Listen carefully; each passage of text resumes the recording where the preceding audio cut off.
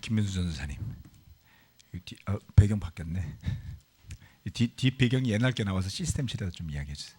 네, 이건 괜찮아요. 자, 오늘도 변함없이 히브리서 말씀이 준비되어 있습니다. 제가 이 배경, 그 PPT 배경을 분홍색으로 할까? 아니면은 회색으로 할까? 고민을 하다가 선택한 색깔이 녹색이었어요.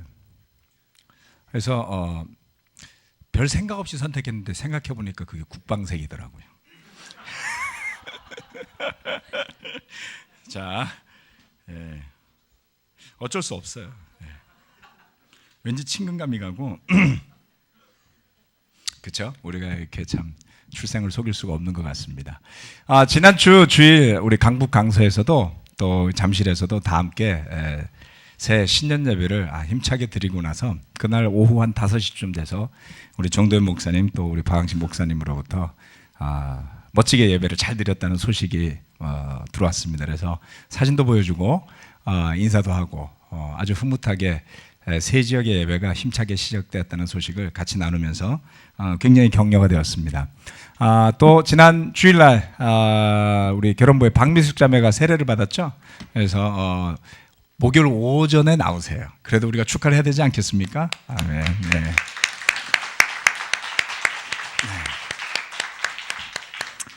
올해 또 성경 봐시는 분들이 많아서 계속해서 또 우리 팀들도 성경 봐는 친구들 많죠? 뭐 소리가 그렇게 작아? 그렇지. 여러분들이 살아 있어야지, 그렇죠? 에너지가 있어야 되는 겁니다. 네. 그래서 우리 팀들도 성경 봐는 친구들이 많고 또 우리 결혼부 싱글들은 성경 봐시는 분 있나요? 싱글 가운데? 싱글 없어요? 제가 모르는 게 혹시 있을까 싶어서 물어본 거예요. 역시나 없군요. 결혼부들 성경 봐시는 분들 또 여러분들 계십니다. 그래서 바라기는 아마 1, 2월 달에 또 다른 세례 받는 분들이 나올 것 같습니다. 2017년은 시작부터 하나님께서 잃어버린 영혼을 구원하는 일을 위해서 우리가 기쁘게 갈 수 있는 좋은 기회를 주신 것 같아서 참 감사합니다. 자, 오늘은 11장 믿음의 영웅들 2탄인데요. 자, 아벨과 에녹과 노아에 대한 말씀입니다. 4절부터 7절까지인데 먼저 6절까지를 먼저 보도록 하겠습니다. 우리 다 같이 한번 읽어보도록 할까요? 시작. 믿음으로 아벨은 가인보다 더 나은 제물을 하나님께 드렸습니다. 이런 제물을 드림으로써 그는 의인이라는 증언을 받았으니 하나님께서 그의 예물에 대하여 증언하여 주신 것입니다. 그는 죽었지만 이 믿음으로 말미암아 아직도 말하고 있습니다. 믿음으로 에녹은 죽지 않고 하늘로 옮겨갔습니다. 하나님께서 그를 옮기셨으므로 우리는 그를 찾을 수 없었습니다. 옮겨가기 전에 그는 하나님을 기쁘게 해드렸다는 증언을 받은 것입니다. 믿음이 없이는 하나님을 기쁘게 해드릴 수 없습니다. 하나님께 나아가는 사람은 하나님이 계시다는 것과 하나님은 자기를 찾는 사람들에게 상을 주시는 분이시라는 것을 믿어야 합니다. 아멘. 이 말씀들은 우리가 아주 익히 알고 있는 그러한 말씀이죠. 아벨과 에녹과 7절에 가면 이제 노아에 대한 이야기가 나오는데요. 여기에 주제는 하나님을 기쁘시게 하는 믿음이다, 이렇게 볼 수가 있습니다. 8절부터는 이제 아브라함 이야기가 나오거든요. 그것은 주일날 같이 좀 보도록 하겠습니다. 가인과 아벨의 제사를 설명하면서 가인의 제사와 아벨의 제사를 설명하면서 하나님을 기쁘시게 하는 것이 무엇인지를 찾고자 하는 것이죠. 여기에 보면 더 나은 제물을 드렸더라, 이런 표현을 하고 있습니다.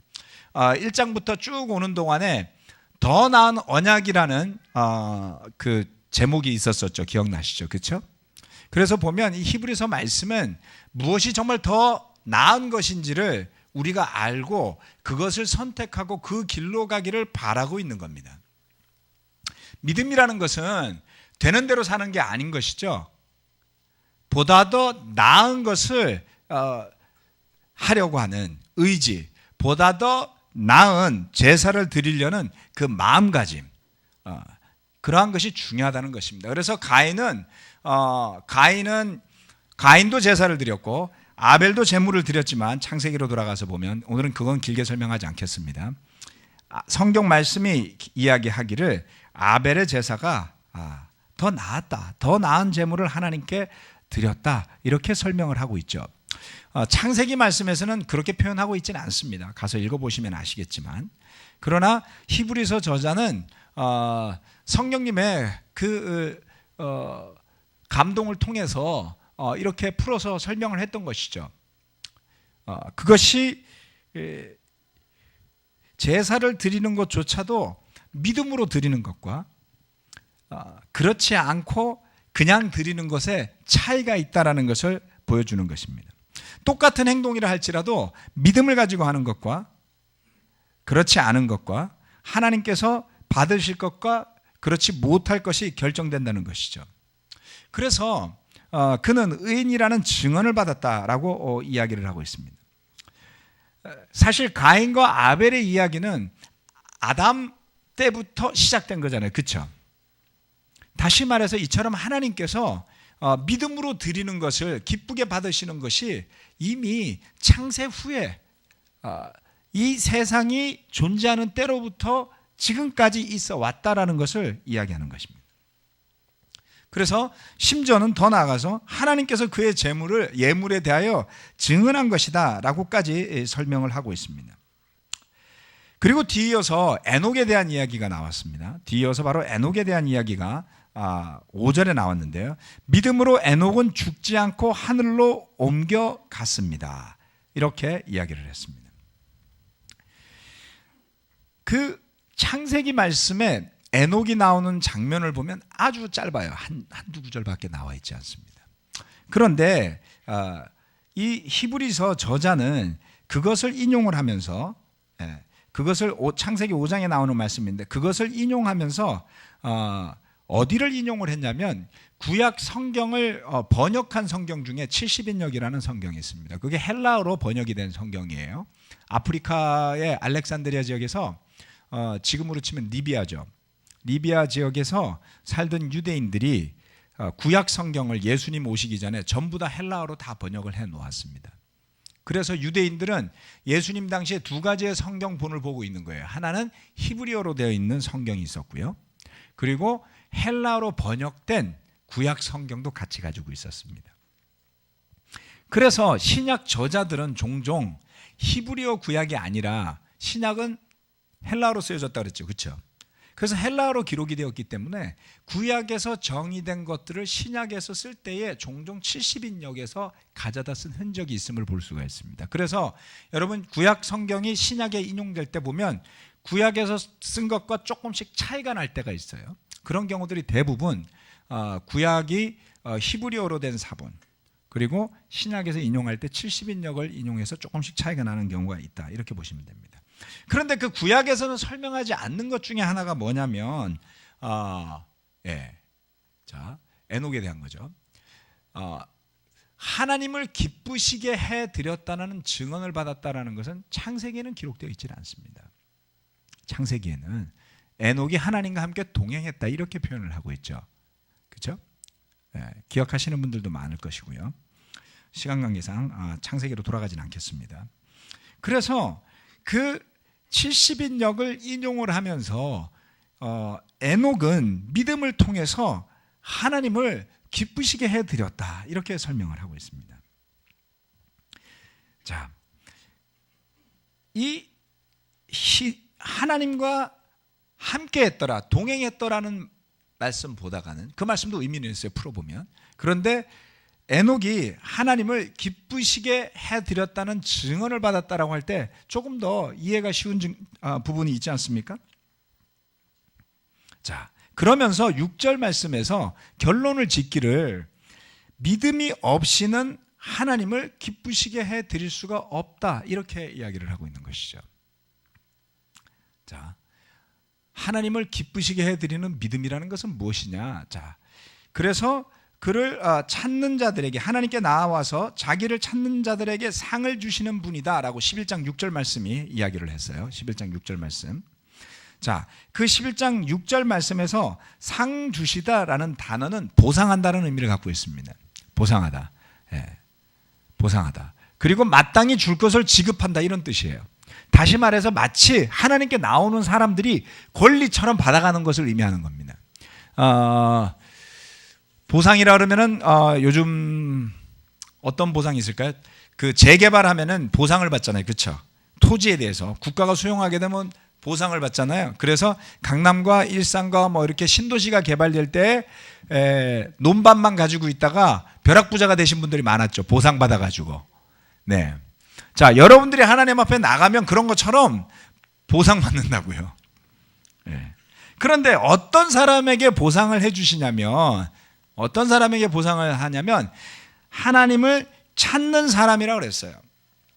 그런데 찾는이라는 단어가 조금 우리나라 말로 찾다라고 하면은 그 의미까지 다 나오진 않습니다만은 에크제테오라고 하는데, 이거를 영어로 보면요 좀 더 이해가 됩니다. 에크라는 말은 아웃이라는 뜻이 있고요, 제테오라는 단어는 seek라는 단어가 있어요. 그래서 이거는 seek out이 돼요. seek은 뭐냐면 찾다잖아요, 그렇죠? 찾아요. 그런데 out이 붙으면 어떻게 되는 거예요? 아웃자가 붙으면 아웃되는 거잖아요. 아웃될 때까지 찾는다는 뜻이죠. 그죠? 아웃될 때까지 찾으면 끝까지 찾는 거예요. 그래서 하나님께 나아가는 사람, 하나님이 기뻐하실 만한 사람은 누구냐면, 하나님은 자기를 찾는 사람들에게 상을 주시는데, 예, 어떻게 찾냐면 끝까지 열심히 최선을 다해서 찾는 사람들에게 상을 주신다는 것이죠. 하나님을 적당히 되는 대로 그렇게 믿고 살고도 구원을 받는다라고 생각하기 때문에 많은 사람들이 구원을 소중하게 생각하지 않아요. 별로 가치가 없죠. 그렇죠? 하다못해 대학 입학하는 것보다도 가치가 없어요. 예. 하나님이 그러실 수는 없잖아요, 여러분. 그렇죠? 그래서 이처럼 우리가 하나님 앞에 나아가고 그를 찾는 사람이 하나님을 기쁘시게 한다 그랬는데, 기뻐하시는 하나님을 여러분 머릿속에 한번 생각해 봅시다. 네. 기뻐하는 하나님. 자, 여러분들은 누군가 때문에 기뻐해 본 적이 있습니까? 네. 어떤 경우였어요? 네? 숙제 풀었을 때? 지혜가 숙대 붙었을 때. 이제 기도 막 가나 봐요, 제가. 그렇죠. 이렇게 간절하게 기도했는데 지혜가 대학에 붙었어요. 얼마나 기뻐요, 그렇죠? 승은이도 붙어야지. 아직 남았어? 네. 기도들 열심히 하고 있으니까 조마조마하겠지만, 뭔가 이렇게 수고한 것에 대한 성과가 있을 때 우리가 보상받았다고 늘 기쁘죠, 그렇죠? 네, 또 다른 사람 때문에 기뻐한 때를 생각해 봅시다. 열심히 도와준 싱글들이 결혼하고 그러면 도와준 사람들 되게 기쁘죠, 그렇죠? 물론 나중에 가서 싸우고 울고 그러면 또 쉽진 않아요. 한번 그 누군가 때문에 기뻐했던 순간을 떠올려 보면 마음이 어때요? 좀 흐뭇해지지 않습니까? 저는 이제 부모로서 자녀들을 보면 늘상 그렇지는 않지만 가끔 그런 순간이 있어요. 흐뭇할 때가 있어요. 뭐 예를 들어서 자는 모습을 볼 때라든가. 잘 때는 이쁘잖아요. 네. 클수록 좀 덜 이뻐. 좀 커가지고 자면은 좀 애처로워. 피곤해 보이고. 네. 그렇죠? 자녀들을 보면 기쁠 때가 있습니다. 물론 기쁠 때보다가 인상 쓸 때가 훨씬 많기는 많아요.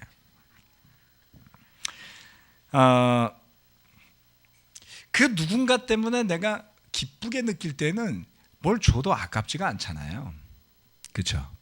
베푼다라는 것이 그렇게 대단하게 아깝게 느껴지지 않습니다. 우리가 서로 기쁠 때는 밥도 잘 사주고요, 막 선물도 사주고요, 서로 잘해주거든요.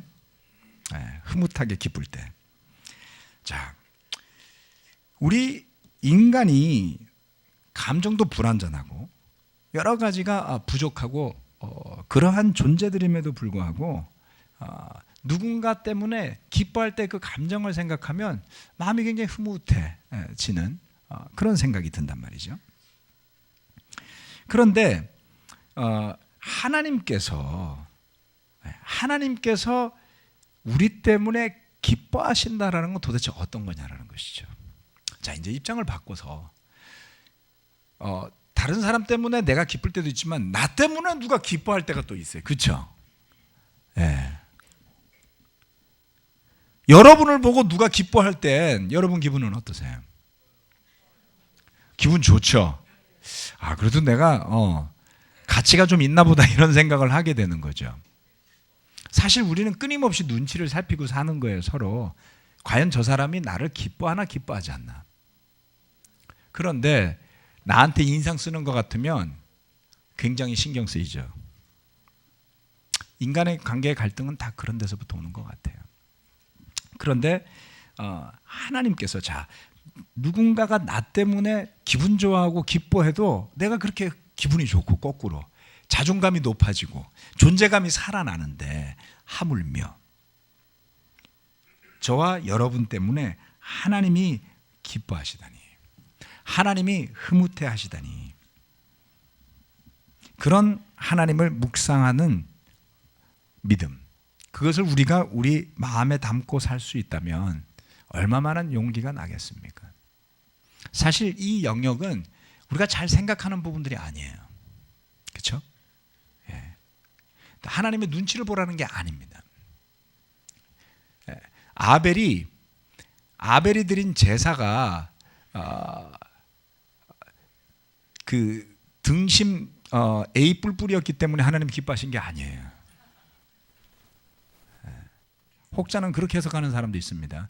아벨은 고기를 드렸고 가인은 곡식을 드렸기 때문에 하나님은 번제를 좋아하시는 분인지라 고기를 좋아하신다.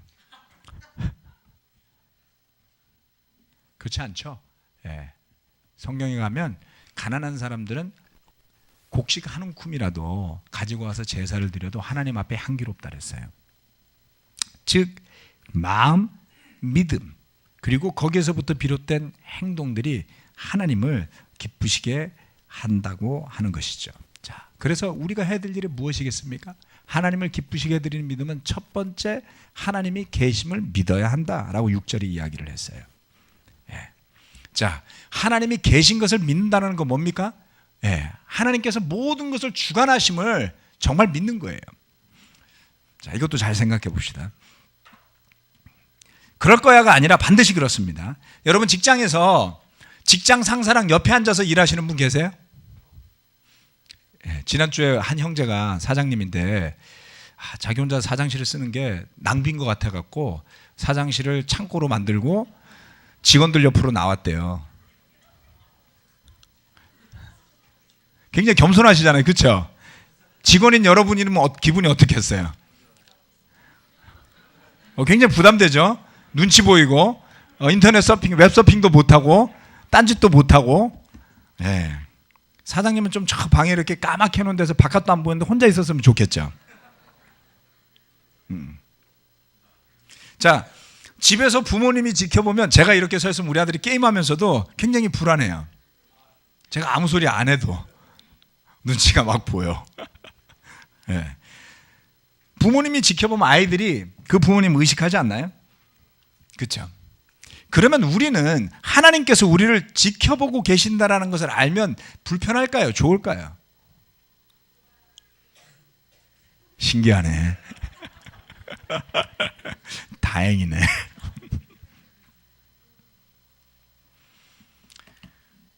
자, 하나님께서 나를 지금 보고 계시다라는 것은 어떤 때는 굉장히 시큐어해요. 그것 때문에 힘이 나요. 그것 때문에 자신감이 생길 수 있어요. 그런데 어떨 때는 싫어요. 그렇죠? 자, 우리의 죄성은 하나님이 지켜보시는 것을 불편하게 생각한다고요. 하나님께서 가인에게 물어봤을 때 가인아, 네가 뭐 했느냐? 제가 동생 지키는 사람입니까? 가인이 그렇게 말하잖아요. 예. 우리의 죄성은 하나님이 우리를 지켜보고 계시고 우리 행동을 안다라는 것이 불편해요. 그렇지만 하나님께 나아가고자 하는 진실되고 믿음에 가득 찬 영성이 있다면 그것을 기쁨으로 여기게 되는 것이죠. 예. 애들이 시험을 잘 보면 성적표를 들고 부모한테 와요. 근데 시험을 못 보면 안 갖다 줘요. 성적표가 나올 때가 됐는데 주머니 속에 들어서 세탁물을 세탁하다가 발견하는 경우가 있죠. 뭐냐면 우리가 하나님 앞에 떳떳하게 나올 때 그 모습은 그 하나님이 기뻐하실 것을 알고 나가는 거죠. 자, 그래서 내 멋대로 하고 싶은 것을 하는 것이 믿음이 아니라 하나님 앞으로 나아가고자 하고 그 하나님이 계심을 분명하게 믿으면서 그것을 누리며 사는 삶이 믿는 자의 태도이요 그리고 믿는 자의 마음의 자세인 것이죠. 날마다 말씀을 묵상하고 기도하면서 하나님 앞으로 나아가고 그 하나님을 찾고 그 하나님께서 지금 나를 보고 계신 것을 느끼고 그 하나님이 기뻐하시는 것을 생각한다면, 저도 매일 그렇게는 못 살아요. 하지만 우리가 그 끈을 놓지 않고 이어갈 수 있다면 그것이 얼마나 대단한 은혜요 파워가 되겠습니까? 하나님이 계시다는 것을 믿는다라는 것은 그 하나님께서 지금 나를 지켜보고 계시고 내 옆에 계신 것을 믿는 거예요. 좋을 때나 나쁠 때나 죄를 지을 때나 하나님을 기쁘시게 할 만한 일이 있을 때나 상관없이, 그리고 그것을 굳건하게 믿을 때에, 그것을 믿을 때 하나님으로부터 멀리 가지 않을 수 있습니다. 두 번째, 하나님은 자기를 찾는 자에게 상을 준다는 것을 믿어야 한다 그랬어요. 저는 학창시절에 개근상 말고는 상 받아본 적이 없습니다. 개근상. 알고 보니까 그게 그렇게 받기 힘든 거더라고요. 예. 그래서 저처럼 개근상은 그 당시에는 대부분 받았기 때문에 별로 상 같지가 않았어요. 그래서 상을 준다 그래도 잘 와닿지를 않습니다. 상 받을 때 그 느낌을 잘 몰라요. 그런데 얼마 전에 연말에 싱글 파티를 했는데 행운권 추첨 시간이 있었어요. 그런데 평생 그런 거를 한 번도 못 받아보던 사람이 당첨이 된 거예요. 선물이 대단한 것도 아니지만 막 환호가 나오잖아요. 그렇죠? 그날 있었던 형제자매들 봤죠? 그 진짜 허접한 얼마 안 되는 선물을 당첨됐다는 것을 듣고 얼마나 기뻐하는지 몰라요. 네, 맞습니다. 상 받는 게 쉬운 게 아니다 보니까 상을 받으면 기분이 좋은 것이죠. 네. 그런 우리가 진정으로 기다리고 받아야 할 상이 뭘까요? 믿는 자에게 주어지는 최고의 상이 있습니다. 그것은 바로 의의 면류관이다. 이렇게 성경이 이야기하고 있습니다. 글자가 너무 작네요. 제가 읽어드리겠습니다. 디모데후서 4장 8절 말씀인데요. 이제는 나를 위하여 의의 면류관이 마련되어 있으므로 의로운 재판장이신 주님께서 그 날에 그것을 나에게 주실 것이며, 나에게만이 아니라 주님께서 나타나시기를 사모하는 모든 사람에게도 주실 것입니다. 성경의 면류관이 여러 가지로 표현이 되는데요. 심지어는 예수님의 머리에 씌워졌던 가시관도 가시 면류관이라는 이야기를 들었습니다. 자, 세상의 개념하고는 조금씩 다른데요. 이 의의 면류관은 구원받는 자의 상징인 것입니다. 하나님 앞에 설 때에 우리를 의롭다고 여겨주시고, 그리고 그런 우리에게 승리의 상징인 면류관을 주시기에 의의 면류관을 받을 것이다라는 이야기를 성경이 하고 있는 겁니다. 자, 하나님을 기쁘시게 해드리는 믿음. 야고보서 1장 12절 말씀은 이렇게 이야기를 하고 있습니다. 시험을 견뎌내는 사람은 복이 있습니다. 그 사람은 그의 참됨이 입증되어서 생명의 면류관을 받을 것이기 때문입니다. 그것은 하나님을 사랑하는 사람들에게 약속된 것입니다. 평생 상을 못 받은 사람도 하나님 안에서 믿음을 지키고 하나님의 계심을 믿고 의식하고 느끼면서 살았던 사람들은 마지막 순간에 하나님 앞에 설 때에 반드시 받을 면류관이 있다 그랬어요. 그것은 의의 면류관, 그것은 생명의 면류관인 것입니다. 받을 준비를, 그것이 얼마나 가치로운 것인지를, 내가 세상에서 받을 어떤 상과도 비교할 수 없는 하나님께서 우리에게 주실 선물임을 기대해야 되지 않겠습니까? 그리고 나서 나오는 게 이제 노아에 대한 이야기인데요. 이 구절을 다 같이 한번 읽겠습니다. 시작. 믿음으로 노아는 하나님께서 아직 보이지 않는 일들에 대하여 경고하셨을 때에 하나님을 경외하고 방주를 마련하여 자기 가족을 구원하였습니다. 이 믿음을 통하여 그는 세상을 단죄하고 믿음을 따라 얻는 의를 물려받는 상속자가 되었습니다. 아멘. 자, 믿음으로 노아는 뭐라 그랬냐면 하나님께서 아직 보이지 않는 일들에 대하여 경고하셨을 때에 그거를 믿었어요. 하나님을 경외하고 방주를 마련하여서 자기 가족을 구원했다 그랬어요. 자, 여기에 보면 히브리서 11장 1절에 나왔던 그 말씀이 나오죠. 히브리서 11장 1절 말씀 뭐라 했습니까? 믿음은 바라는 것들의 확신이요 보이지 않는 것들의 증거라 그랬어요. 그렇죠? 그래서 보이지 않는다 할지라도 그것이 증거가 되어서 우리가 하늘나라를 소망하고 갈 수 있는 힘과 용기를 내는 것이 믿음이라 그랬습니다. 그런데 이 7절에 가서 그렇게 살았던 한 사람의 모델이 나와요. 예가 나오죠. 그게 바로 노아였습니다.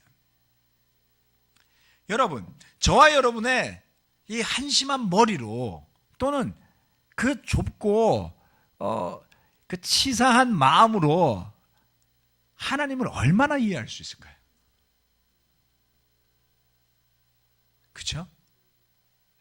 우리는 논리적으로 전혀 완전하지 않습니다. 하는 행동을 보면 앞뒤가 맞지 않아요. 어떨 때는 A라고 말한 줄 알았더니 B라고 말해가지고 맨날 싸워요. 그리고 안 한 일을 했다 그러고 했던 일을 안 했다 그래요. 잘못하고 나도 책임지려고 하지 않습니다. 물론 마음은 그렇게 하고 싶은 마음이 많겠죠. 우리 자신들을 살펴본다면 과연 이렇게 문제가 많고 죄가 많고 한계가 많은 인간이 그 스스로의 능력과 노력으로 하나님을 정말 제대로 이해할 수 있는 길이 있을까요? 그렇지 않습니다. 그러나 하나님께서 그런 우리에게 말씀하실 때에 이 노아처럼 보이지 않는다 할지라도 그것을 믿음으로 받아들여서 그런 믿음이 세상을 단죄하는 것이 된다 그랬어요. 그러한 믿음을 통해서 의를 물려받는 상속자가 된다고 했던 것이죠. 노아가 무슨 재주가 있는지 여러분 아세요? 배 만드는 재주요? 들은 바가 없어요. 그렇죠? 예. 아벨은 무슨 재주가 있었죠? 없어요. 대체로 믿음을 가지고 살았던 사람들 중에 재주 있다고 표현된 사람이 별로 없어요. 그냥 믿음이 있었다 이렇게 이야기하죠. 그렇죠? 그 사람들 말고는 재주 있는 사람 이야기가 많이 나오거든요. 자, 이런 것을 한번 잘 살펴보도록 했으면 좋겠어요. 중요한 것은 믿음인 것입니다. 이처럼 다른 재주가 있는 것도 아니고 성경은 노아가 나무를 다루는 특별한 재주가 있다고 이야기하지 않습니다. 성경은 노아가 그의 머릿속에서 배의 구조를 그려내는 천재적인 능력이 있었다고 말하지 않아요. 그렇죠? 그저 보이지 않는 일들에 대해서 하나님께서 경고할 때 그것을 믿고 묵묵히 120년이라는 시간을 산에서 그것도 비 한 방울 오지 않을 때 배를 만드는 정신 나간 일을 한 사람이었던 것이죠. 여러분, 저와 여러분은 120년 할 일도 없어요. 그렇죠? 아마 제가 정말 길게 살면은 50년 살면 많이 사는 걸걸요. 그 중에서 건강하게 앞으로 30년을 더 산다면 대박인 거고요. 120년 안 해도 되니까 그게 20년이건 30년이건 50년이건 70년이건 우리가 노아를 본받아서 가본다면 어떻겠습니까? 방주를 만드는 일이 그 믿음의 결실이었죠. 그 배는 아무 의미가 없어요. 그렇죠? 믿음 때문에 생겨난 것들은 어떤 결과물들은 대단한 게 없습니다. 그런데 믿음이 결국엔 남아요. 그 배는 아무 흔적이 없어요. 사람들이 그 배 찾으려고 난리예요. 그런데 저는 그 배에 대해서 별로 관심이 없습니다. 노아가 그렇게 했더라는 그 이야기가 중요한 것이죠. 하나님을 기쁘게 해드리는 삶. 그래서 궁극적으로 주님께서 마련하신 그 상을 받으러 가는 삶. 그것이 바로 우리 제자의 삶임을 잊지 말고 그 여정을 걸어가야 하는 것이죠. 어떤 날은 기분이 좋을 것이고 어떤 날은 기분이 안 좋을 수도 있어요. 어떤 날은 대단히 뛰어난 일을 하고 어떤 날은 바보 같은 실수를 할 수도 있습니다. 저는 시간이 가면 갈수록 우리는 끊임없이 영적으로 많은 우여곡절을 겪을 수밖에 없다는 것을 봤어요. 그러나 저와 여러분에게 어떠한 일이 생긴다 할지라도 이 상을 받으러 가는 길에서 벗어나지 말자는 거예요. 오히려 하나님께서 그 하나님의 은혜와 사랑 가운데 저와 여러분을 그 길에서 벗어나지 않도록 지켜주시기를 바라는 겸손한 믿음 그리고 그런 간구가 이어졌으면 좋겠습니다. 2017년이 시작이 되었어요. 기대하시는 분들도 있을 거고 시작했음에도 시작과 더불어 걱정과 근심과 문제로 시작하시는 분도 이 가운데 있을 겁니다. 그러나 Road to Reward, 하나님께서 주시는 상을 받으러 가는 2017년이 되도록 합시다. 말씀 마치겠습니다. 아멘.